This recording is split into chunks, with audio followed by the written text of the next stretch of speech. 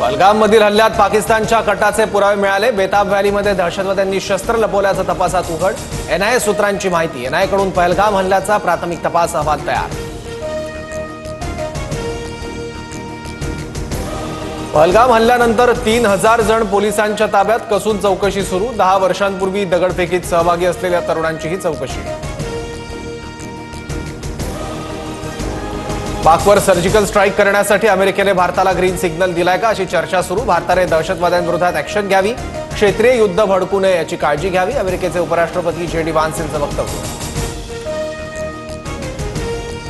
पुढील आदेशापर्यंत पाकिस्तानींना परत जाण्यास भारताकडून वेळ। अटारी बॉर्डरचे दरवाजे उघडले, पाकिस्तानी नागरिकांना परत पाठवण्याची प्रक्रिया सुरू। हर एक को चुन चुन के जवाब मिलेगा, दहशतवाद संपेपर्यंत लढाई सुरूच राहील, कोणालाही सोडणार नाही। पहलगाममधील हल्ल्यावरून गृहमंत्री अमित शहांचा इशारा। पाकिस्तानसोबत युद्ध सुरू करा, आम्ही सरकारसोबत, पहलगाम हल्ल्यावरून संजय राऊतांचं विधान।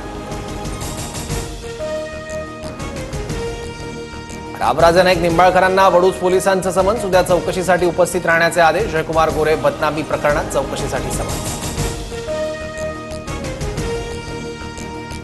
पूजा खेडकरची दिल्ली क्राईम ब्रांचकडून चौकशी सुरू। मी सहकार्याला तयार, नाव बदलण्याचा आरोप पूर्णपणे चुकीचा, पूजा खेडकरची प्रतिक्रिया।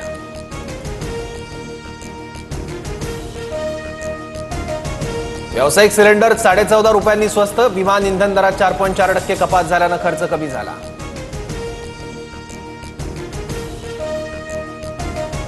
दिल्ली NCR मध्ये अनेक ठिकाणी जोरदार वाऱ्यासह पाऊस, अनेक भागात पाणी साचलं। हवामान विभागाकडून दिल्लीला पावसाचा रेड अलर्ट।